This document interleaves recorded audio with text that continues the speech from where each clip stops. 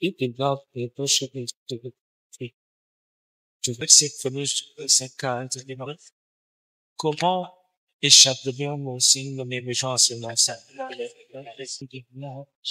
La d'une chose qui ne doit que c'est comme une expérience qui ne doit pas être méchante dans ils vont tous n'avoir l'assurance que le salut nous l'avons et que le salut nous sera entre le temps toujours de l'enfant. Comment échapper cette négligence du Seigneur? Nous ne devons pas négliger non et encore plus celui de ceux qui sont autour de nous. Alors, la question du salut a été au cœur même du ministère terrestre de Jésus. Jésus a dit, c'est pour ça que vous célébrez. Il est venu chercher, il est venu trouver, il est venu sauver ceux qui sont perdus. C'est le cœur de la raison de la venue de Jésus. Jean chapitre 3, verset 16. La Bible nous dit que moi, Dieu a envoyé son Fils. Le Fils de Dieu n'a pas été envoyé. Il n'est pas venu par lui-même. Dieu a envoyé son Fils. Vous savez, l'expérience de l'évangile. La puissance de l'évangile ne peut être expérimentée sans la révélation de l'évangile. Parfois, ça me fait très mal. Je vois des gens qui sont esclaves. Ils n'ont pas la paix. Et ils croient que si les choses retournent,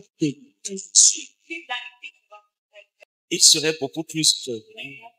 La paix dont nous avons, la guerre qui nous enlève la paix n'est pas à l'extérieur. Souvent, nous croyons que nous n'avons pas de paix à cause de tout ce qui arrive. Souvent, vous vous êtes assis à côté de quelqu'un. Il vous dit qu'il est trompé. Et il vous raconte tout ce qu'il y a autour de lui. Mais la plus grande guerre qui enlève la plus grande paix dans le cœur de l'homme, dans la vie de l'homme, se trouve dans son cœur.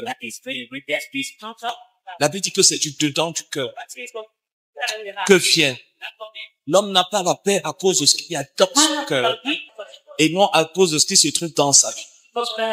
La vie est le cœur est la source, la base à partir de laquelle il y a le jaillissement de la vie. Proverbe chapitre 4, verset 20 à 24. Le sage de Salomon dit, garde ton cœur que toute autre chose.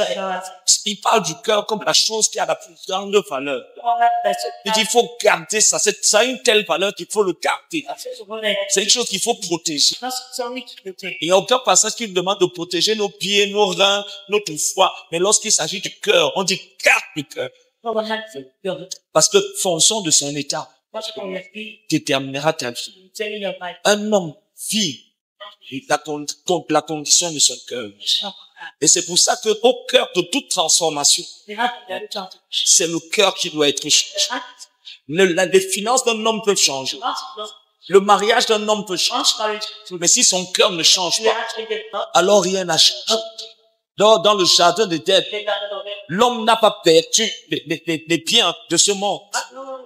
Mais l'homme a perdu dans son cœur la paix qu'il avait avec Dieu. Et il est impossible, frère, d'avoir la paix sans le prince de paix. Et souvent, on essaie de trouver à travers le monde la réponse au mot de notre cœur, en oubliant que Jésus a dit, vous allez avoir des tribulations dans le monde. Parce que nous vivons dans un monde qui est sous la puissance du péché. Le monde, d'une manière ou d'une autre, ne connaîtra jamais la paix. Parce que le monde est sous la puissance des ténèbres. Le monde ne deviendra pas mieux. L'argent n'arrangera pas la condition des hommes. Nous vivons dans une période où il n'y a jamais eu autant de milliardaires pour par enfant. Mais cependant, les hommes ne sont pas de plus en plus forts. Si vous avez lu les 5 livres de Moïse, et précisément le 6e livre de la Bible, qui est le livre de Josué. Josué a été l'un des pasteurs qui a réussi au terme de ce ministère à faire en sorte que tout le monde soit béni.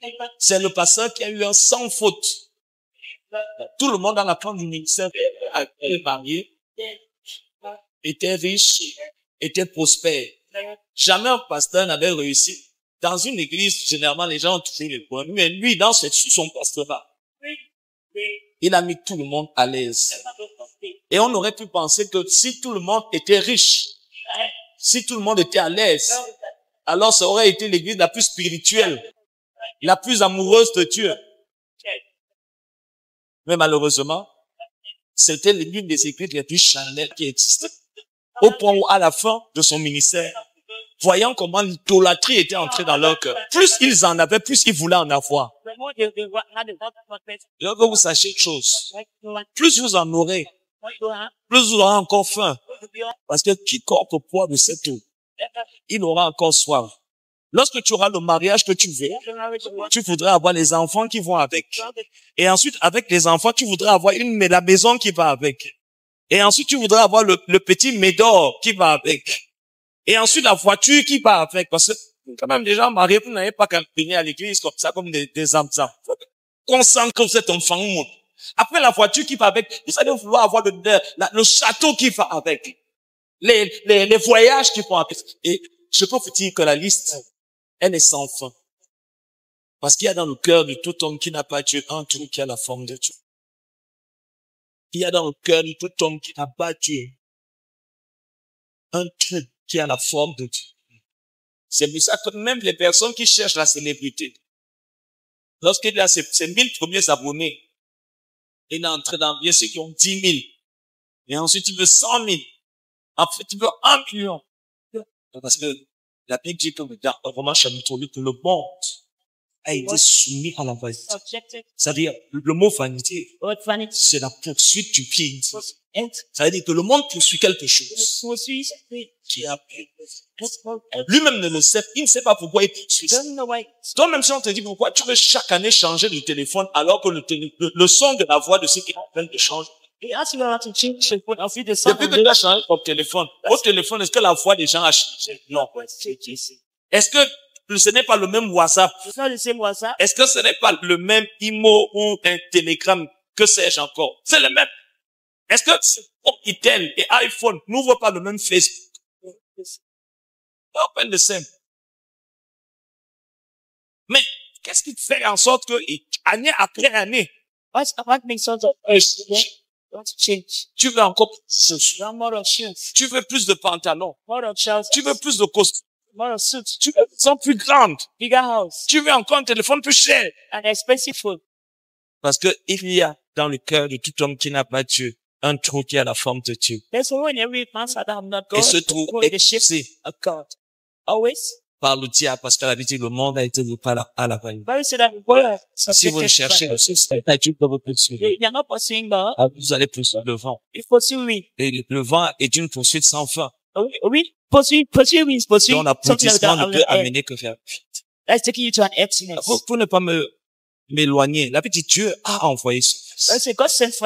Et si vous croyez qu'actuellement vous êtes en train, les tempêtes, les souffrances que vous êtes en train de vivre sont physiques, matérielles et spirituelles, je peux vous dire qu'elles sont liées à votre corps. Jusqu'à ce que le cœur d'un homme change. Quel que soit ce qui change dans ça, ça ne peut rien changer à la condition de son corps.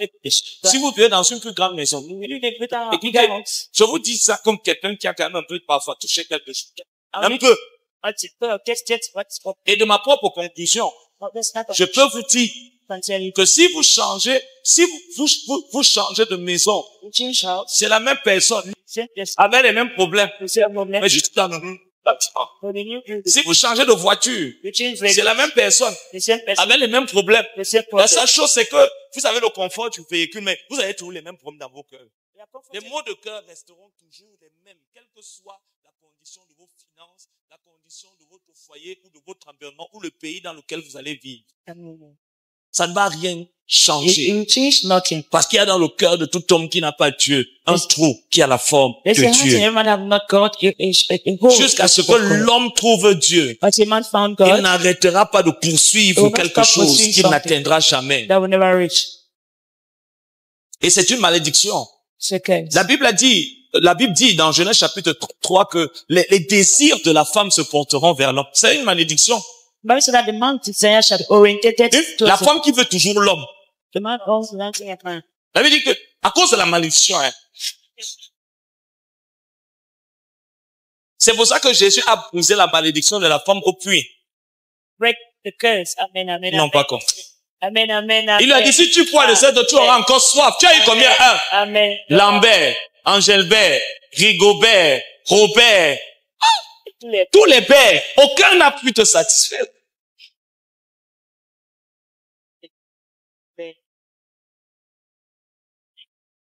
Et même celui qui est là en ce moment, il dit, c'est même pas Thomas. Et tu as tellement été déçu que maintenant tu es encore en train de réfléchir parce que celui-là, tu dois l'intégrer ou réfléchir. Il est en train de passer le bac. Je vais réfléchir. Je te titue encore. Alléluia. Et tu réalises. Il n'y a aucun homme qui a été créé pour te satisfaire. Qu'une femme n'a été créée pour te satisfaire. Aucune chose n'a été créée pour te satisfaire. Tu as été créé pour satisfaire Dieu et être satisfait par Dieu. Faut que je le dise encore. Tu as été créé pour satisfaire Dieu et être satisfait par Dieu. C'est pour ça que le psalmiste a dit, fais de l'Éternel tes délices. Et qu'est-ce qu'il va te donner? Ce que ton cœur, c'est Dieu lui-même. Quand Dieu a pitié de toi, il te donne des choses. Et quand Dieu t'aime, il se donne à toi. Amen, amen, amen, amen, amen. N'ont pas compris. Say that again. Say that again. Amen, amen. Parce qu'il a dit, ces choses, ce sont les païens du monde qui les recherchent. Donc on peut savoir si tu es un païen ou non. Parce que tu cherches. Ces choses, ce sont les païens du monde qui les recherchent. Si j'étais Matthieu, j'aurais ajouté virgule. Tous les païens de l'église. Parce que les païens, on les a plus seulement dans le monde. Alléluia. Dieu a envoyé son fils. Pas pour que tu deviennes milliardaire. Pas pour que tu voyages. Pour que tu te maries. Parce que Dieu n'est pas mort pour que les gens soient mariés. Il a envoyé son fils afin que quiconque. Et si tu es ici et tu es éligible parmi les quiconques, crois en lui, ne périsse point. Parce qu'il n'a été donné aux hommes aucun autre moyen par lequel on puisse être sauvé. Si ce n'est par le Fils de Dieu. Il dit, je suis le chemin. Je suis la vérité. Et je suis la vie. Je suis venu afin que mes brebis aient la vie. Ce que je suis venu donner, c'est la vie éternelle. Ça veut dire qu'un homme peut venir auprès de Jésus et recevoir toutes les choses que Jésus donne et rater le but ultime de sa venue. Vous savez, les gens qui suivaient Jésus, frère, chacun venait avec son problème. Il y avait ceux qui venaient parce qu'ils voulaient manger. D'autres étaient venus parce qu'ils avaient appris qu'il y a un nouveau parti politique qui va être construit. Le Jesus National Club. Alors, chacun est venu en se disant que voilà le gars qu'il nous faut. On a besoin d'un roi révolutionnaire, un roi politique. Et s'il est vraiment le Messie, il est supposé être un roi politique. Alors tout le monde s'est rassemblé. Chacun essayait de se positionner. S'il va être roi, il y aura un prochain gouvernement. Et c'est ceux qui sont les plus proches de lui qui vont. Donc, plus ou moins, chacun avait plus ou moins des motivations différentes. Mais sur plus de 20 000 personnes, il n'y avait que 11 qui étaient là parce que c'est lui qui avait les paroles de la vie éternelle. Tout le reste là était venu manger le pain, manger le poisson. L'autre était venu parce qu'il y avait l'argent. L'autre était venu pour les positionnements. Vous pouvez passer des années à l'église, à chercher la délivrance, chercher le salut, mais pas chercher le sauveur. Des années vous passez à l'église, on vous passe de délivrance en délivrance, parce que la Bible dit, vous sondez les Écritures parce que vous croyez pouvoir trouver la vie. Mais vous refusez de revenir à moi. Frère, l'église dans le désert est l'une des églises qui me fait le plus peur.